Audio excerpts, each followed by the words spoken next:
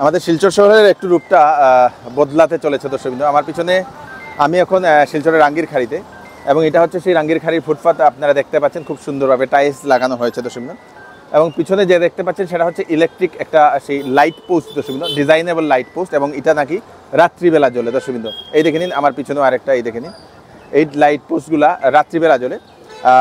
আমাদের মাননীয় বিধায়ক শ্রী দীপায়ন চক্রবর্তী মহোদয়ের তত্ত্বাবধানে, ওনার প্রচেষ্টার কারণে এখানের সেই রাঙ্গিরখাড়ির যে সেই নাজারাটা চেঞ্জ হতে চলেছে দর্শকবৃন্দ। দেখতে খুবই ভালোই লাগলো, এবং এখানে নেতাজি মূর্তির সেই পুনঃস্থাপন করা হবে দর্শকবৃন্দ, এবং সেটার জন্য আমাদের আসার মাননীয় মুখ্যমন্ত্রী ডক্টর হিমন্ত বিশ্ব শর্মা মহোদয়ও আসবেন। তো রাঙ্গিরখাড়িতে কীভাবে চেঞ্জেস হয়েছে সেটাও আমি আপনাদেরকে দেখাচ্ছি, এবং সবাইকে রিকোয়েস্ট এখানে যাতে একটু পরিষ্কার পরিচ্ছন্ন রাখার জন্য, এবং আরেকটা প্রশাসনের কাছে রিকোয়েস্ট এখানে যাতে সেই চৌরঙ্গির এই পয়েন্টের আশেপাশে যাতে কোনো ধরনের পার্কিং না হোক, সেটাও জন্য খেয়াল করা হোক। তো এটা হচ্ছে সেই রাঙ্গিরখাড়ির যে ফুটপাত, যেটা নতুন যেটা বানানো হয়েছে। ফুটপাতটা কি সুন্দরভাবে বানানো হয়েছে দেখেনি। একটা জিনিস এটাতে সবসময় খেয়াল রাখা দরকার, এবং এখানে স্ট্রিক্ট অর্ডার দিয়ে দেওয়া দরকার। এই দেখে নিন, এখানে সামনে আপনাদের বিয়ারের বোতল, আপনাদের বিভিন্ন ধরনের জাবরা এখানে ফেলে দেওয়া হয়েছে দর্শকবৃন্দ। এইগুলা মদের বোতলও আছে দর্শক, মদের বোতল, বিয়ারের বোতল, এবং এখানে কোন জায়গাতে মদের হয় সেটার জন্য একটু স্ট্রিক্ট বলে দেওয়া দরকার। এবং এখানে আপনারা দেখতে পাচ্ছেন যতগুলো দোকান আছে সবগুলোকে স্ট্রিক্টলি বলে দেওয়া দরকার, যাতে এখানে পরিষ্কার পরিচ্ছন্ন বজায় রাখার জন্য। এবং এখানে আপনাদের রাস্তাটার যে ইয়েটা দর্শকবৃন্দ, এটা শুধু এই পাশে না, অপর পাশেও সেম অ্যাজ ইট ইজ, অপর পাশেও লাইট লাগানো হয়েছে, এরকম সুন্দরভাবে টাইলস বসানো হয়েছে যাতে সুন্দর হোক বলে দর্শকবৃন্দ। দেখে নিন, খুব সুন্দরভাবে, মানে দেখতে গুয়াহাটি ওই রকম সুন্দরভাবে সাজানো হয়েছে। এই হ্যাঁ, ভালো আছি ভাই, এরকম টাইপ লাগে দর্শকবৃন্দ, খুব ভালো লাগে। এই দেখে নিন, এটা হচ্ছে সেই মেইন পয়েন্টটা, এবং এই পাশে তো করা হয়েছেই। এই দেখে নিন, এদিকে আপনাদের যাবে, এখানে ফুটপাথ যাতে কেউ দখল না করে সেটার ব্যাপারে একটু খেয়াল রাখা দরকার দর্শকবৃন্দ। এটা ভিতরে একটু ঢুকাইলে নাইলে ধরবো। আর অপর পাশে আছে আপনাদের সেই অপর পাশে আছে আপনাদের সেই সেম অ্যাজ ইট ইজ এইরকমই সাজানো হয়েছে। এবং এটা হচ্ছে সেই মেইন যে স্ট্যাচুটা যেটা এখন বানানো হচ্ছে দর্শকবৃন্দ, এবং যেটার কাজ চলছে। উপরের যে ছাদ যেটা, চাল যেটাকে বলা হয়, সেটাও অ্যাপ্রক্সিমেট বানানো শেষ। এখন এটাকে ডিজাইন করা হচ্ছে দর্শকবৃন্দ। দেখে নিন, খুব সুন্দরভাবে এখানে আমাদের বিধায়ক মহোদয় এখানে উপস্থিত আছেন, এবং আমরা এখন ওনার সঙ্গে আমরা কথা বলবো, জানবো যে এই যে ইয়েটা করতে কতটুকু কী হয়েছে। সঙ্গে থাকবেন, চলুন।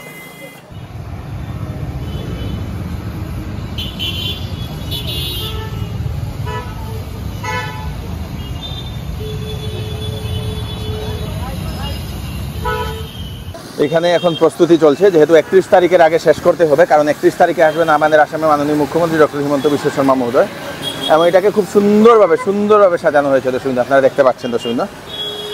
ওকে, এখানে এখন সেই বানানোর কাজটা চলছে দর্শকবৃন্দ। এত সুন্দরভাবে, এত বড় একটা পিলার দর্শকবৃন্দ, বিউটিফুল। এবং এখানে জায়গাটা যে সময় এটা সম্পূর্ণ শেষ হবে, তারপরে ফুলের গাছ লাগানো হবে, সে সময় আরও সুন্দর হবে। এবং এই জিনিসটা হওয়ার কারণে আমাদের এই যে রাঙ্গিরখাড়ির যে এই যে আশেপাশের যে এরিয়াটা, সেই এরিয়াটা একদম সুন্দর হয়েছে দর্শকবৃন্দ, নিট অ্যান্ড ক্লিন হয়েছে, এবং সেটার জন্য আমাদের বিধায়ক মহোদয়কে অশেষ ধন্যবাদ। এই দেখেন, খুব সুন্দরভাবে দর্শকবৃন্দ। এবং আরেকটা জিনিস যাতে আমাদের প্রশাসন বা মিউনিসিপ্যালিটি যদি করে দেয়, যে এই যে এটার যে 50 মিটারের আশেপাশে যাতে কোনো ধরনের গাড়ি যাতে না থামলেই আপনাদের জাম লেগে যাবে দর্শকবৃন্দ। খুব সুন্দর। আমাদের বিধায়ক মহোদয় এখন এসছেন সেটা পরিদর্শন করেন, মানে সেটা দেখার জন্য কাজ কীভাবে হচ্ছে কিনা। এটা হচ্ছে বিরাট বড় একটা স্টিলের ফ্রেম, এই দেখেন। ও মাই গুডনেস। তো আমরা ওনার সঙ্গে একটু কথা বলবো, আপনারা সঙ্গে থাকবেন। তো নমস্কার। তো আপনি যে এই একটা উদ্যোগ নিয়েছেন, এটার পিছনের কারণটা কি, কিসের জন্য আপনি এই উদ্যোগটা নিয়েছেন? প্রথমত 2021 ইংরেজিতে শিলচরের জনসাধারণ আমাকে বিধায়ক বানানোর পর প্রথমবার যখন বিধায়ক হিসাবে নেতাজি মূর্তিতে সম্মান জ্ঞাপন করার জন্য এসেছি, শ্রদ্ধাঞ্জলি দেওয়ার জন্য এসেছি, তখন আমার মনে হয়েছিল এখানে দাঁড়িয়ে যে নেতাজি স্ট্যাচুকে বড় করা যায় কিনা। তার উদ্দেশ্যে আমি 2022 ইংরেজিতে আমি দিল্লি ইন্ডিয়া গেটে নেতাজি স্ট্যাচু যেটা বানানো হয়েছে, অরুণ যোগীরাজ যেটা বানিয়েছেন, সেখানে যাই। সেখানে গিয়ে আমার মাথায় আসে যে এইভাবে একটা উঁচুর নেতাজি স্ট্যাচু যদি শিলচর এখানে নেতাজি যেটা রাঙ্গিরখাড়ি স্ট্যাচু বসানো ছিল, অতি সুন্দর স্ট্যাচু ছিল। তো এটাকে শহর বড় হওয়ার জন্য আমার মনে হয়েছিল যে নেতাজিকে একটু বড় করা দরকার। তার লক্ষ্যে মাথায় প্ল্যান আছে।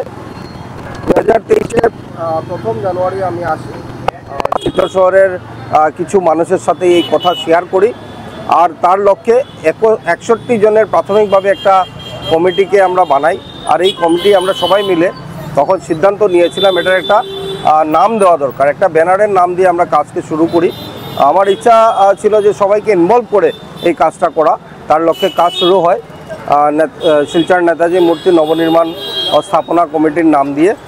আর এই কাজ শুরু যখন হয়েছিল তখন রোটারির প্ল্যানিং আমরা করি, বা বোথ সাইডের যে আপনারা ড্রেনগুলো দেখতে পাচ্ছেন, এই ড্রেনগুলো শুধু নেতাজিকে বসানো হবে না, পারিপার্শ্বিক যে জায়গাগুলোকে রয়েছে সেটাকে সুন্দর করা দরকার। তার লক্ষ্যে ড্রেন কনস্ট্রাকশনের কাজে আমি হাত দিই। সরকার, আসাম সরকারের বিভিন্ন বিভাগ থেকে, শিলচর মিউনিসিপ্যাল কর্পোরেশন বলুন বা আরবান ডিপার্টমেন্ট বলুন, সেখান থেকে টাকা বরাদ্দ হয়। ড্রেন কনস্ট্রাকশনের কাজে হাত দেওয়ার সাথে সাথে দু একটা কেস মামলাও হয়েছে, কারণ এডিকশন করতে হয়েছে রাস্তা বড় করার জন্য। সেটাকে অতিক্রম করতে প্রায় বছর 1.5 বছর দেরি হয়েছিল। তো যাই হোক, আজকে সকলের আশীর্বাদে, সকলের সম্পূর্ণ সহযোগিতায় শিলচরবাসী আজকে নেতাজি স্ট্যাচু আমাদের আগামী 31 তারিখ আসামের মাননীয় মুখ্যমন্ত্রী ডক্টর হিমন্ত বিশ্ব শর্মা মহোদয়ের উপস্থিতিতে, ওনার মাধ্যমে আমাদের ভারতবর্ষের স্বাধীনতা সংগ্রামের অন্যতম যিনি রূপকার নেতাজি সুভাষচন্দ্র বসু, ওনার এই মূর্তি উন্মোচন হবে।